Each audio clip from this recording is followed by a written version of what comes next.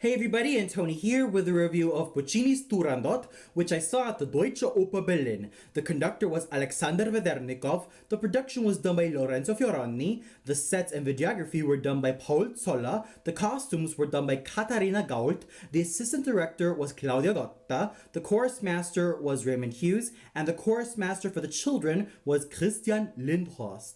I'd also like to give a major shout out to one of the performers, Gideon Poppe, who performed the role of Pong, for giving me this free ticket, which I'll show you right here. So, Gideon, if you're watching this, I'm extremely grateful and I'm also very, very happy to have also known your brother, Benjamin, who is also my seatmate for this particular production of Turandot. So guys, this review of Turandot is dedicated to you. And I also like to give a major shout out to Ray Vasquez, aka the Lava Buster, who's celebrating his birthday today. So Ray, if you're watching this video, I hope you enjoy this review and may you have a very wonderful birthday. You've been a major, major inspiration to me in my life as a reviewer, and you're just very, very awesome all around. I definitely miss you in the reviewing community, and I just wish you all the best that life has to offer. So, Ray, stay awesome as you are, and as always, stay as great and genuine as you are as a person.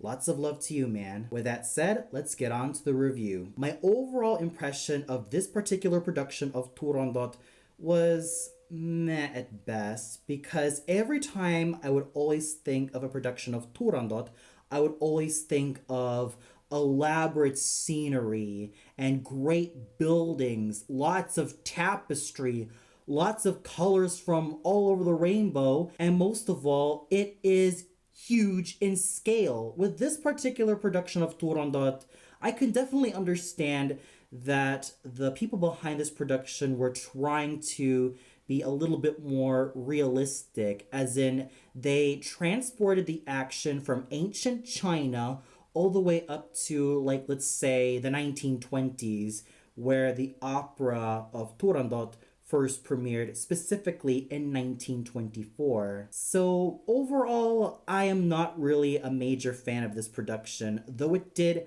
have a few moments where it kind of stood out, especially the ending part. Well, the moments before the ending, where after Liu kills herself, she is hung on a harness, and at the end of the opera, Turandot not only kills her father, the old Emperor Altoum, but Kalaf also ends up killing his own father, the old King Timur. And speaking of Timur, in this production, he's usually portrayed as old and blind, but in this production, he's slightly younger and a little bit more active, though he still needs the help of his walking stick. The overall feeling of this particular Turandot does feel a little bit more desolate and a little bit darker in terms of atmosphere, because like I said, every time I would always think about a production of Turandot, it would usually be huge in scale with lots of tapestries, lots of color, and lots of elaborately gorgeous costumes. And speaking of the costumes, while the costumes were decent all throughout, they just didn't really grab me. Because Turandot, as I'm going to state a million times here, is usually a visual fest, much like Wagner's Ring and even Richard Strauss's Die Frau ohne Schatten. I do understand how difficult it can really be to stage Turandot and really combine all of these grand elements and really compile them into like one single opera. So overall, while I am not really a huge fan of the production, I still have to say that it was decently lit and it was quite well executed when it needed to be. And I also have to say that the Ping, Pang, and Pong entries were definitely filled to the brim with dark humor, which made this experience quite fun. And the costumes were quite decent. And now we get to the singers, starting off with our title heroine, Turandot, sung by the British Wagnerian soprano, Catherine Foster. Now, she's been very well known in singing a lot of the Brunhildes and Elektras, and I also heard a couple of radio streams with her performances as all three Brunhildes, from Walküre to Siegfried to Götterdämmerung, live from the Bayreuther Festspielhaus. And while I find her singing to be quite grand and beautiful in tone and in fullness, there was just a couple of things missing. Now, don't get me wrong, she has a very supple and huge voice complete with ringing high notes. However, I'm sort of missing that extra oomph when it comes to all the great singers of the past. And my ideal Turandots definitely had to be the likes of Anne Rosselle, Gina Cigna, Maria Pedrini, Gertrud Grob-Prandl, Birgit Nilsson, who is also a major fan favorite, and even Lene Rizanek. Those are definitely my ideal voices for Turandot, and I also love the likes of Christel Goltz, Marianne Schech, and even the likes of Gladys Kochta, Ingrid Bjona, and of course the ever-grand yet kind of underrated Inge Bark. Those are definitely my favorite voices for Turandot because they have the laser high notes and they have a lot of endurance. That's not to say that Madame Foster didn't have any endurance. In fact, she had a lot of endurance, which I have to give loads of kudos to, but I kind of missed a few things. Still, she had a very good voice. Her stage presence was commanding, yet hilarious when it needed to be. And she was just overall a fine singing actress. She was able to make Turandot quite catty and not just cold and distant. She was able to make her very multifaceted as a character. She made her distant in some few scenes, and she was able to make her quite strong in presence, and she was able to make her quite insecure, especially when confronted by Calaf. So overall, I definitely had to say that Catherine Foster did a solid job as Turandot. And she was just very fine all throughout. Then we go to the role of the unknown prince, Calaf, sung by the ever-fabulous Kamen Chanev. Oh my word, did he sing this role wonderfully. First of all, he is extremely handsome. And I first caught this particular tenor singing the role of Manrico back when I was in Budapest about a year ago, and I thought he did amazingly. In this role, I thought he was able to surpass himself exceptionally. He had a tall and handsome and muscular presence. He was so attractive to look at, not only in terms of his voice, but also in terms of his mannerisms, his overall courage that he gives to the character, and he just made him very daring. That's how I would classify his performance as Calaf, daring. He was not afraid of the high notes. There were times he had to pace himself up very, very well and be very meticulous. So he was able to combine that meticulousness that one needs to sing Calaf with the necessary power that he needs in his voice, especially in the upper register, and he was just an overall charismatic performer.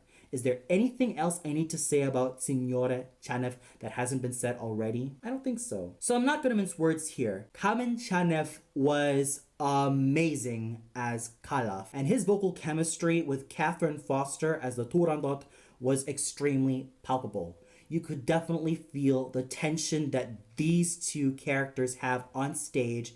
And speaking of which, they not only portrayed their characters well, they lived as their characters with flying colors. Then we go to Elena Zalagova as Liu. And her voice was a fine counterpart to Catherine Foster's fuller sounding, richer voiced Turandot. Elena Zalagova, whose career I've been following for quite some time, is very well known for her supple, light lyric soprano voice, definitely ideal for the likes of Pamina, Gilda, and Melisande. And she puts it to fine use as Liu, making her innocent, lovely, charming, and she sang her arias beautifully. She concluded her rendition of Signore Ascolta with a high B flat in diminuendo, and it was just like a burst of sunshine, just uplifting my day and just making me forget about all the crap the world has to offer. Yes, I would have loved to have a slightly fuller voice, a la Renata Scotto or Mafalda Favero or Magda Olivero, and if I wanted a little bit more meat to the voice, I would have loved to have someone like Renata Tabaldi, or if I would have loved to have a combination of meatiness and agility and really, really sweet singing, I would probably have gone for Leontine Price or even Montserrat Caballé. But I digress. Even if I would have loved to have a slightly fuller voice singing Liu a la likes of Leontine Price or Montserrat Caballé, I still have to give major props to Elena Zalagova's heart-wrenchingly beautiful portrayal of Liu. Then we also have Yevgen Orlov's handsomely sung Timur, and he also did steal the show in this particular role. He was able to sing this role very handsomely, and he's been growing better throughout time. His voice got fuller and richer every single time I've heard this gentleman, and he was able to stand up really well on his own 2 feet.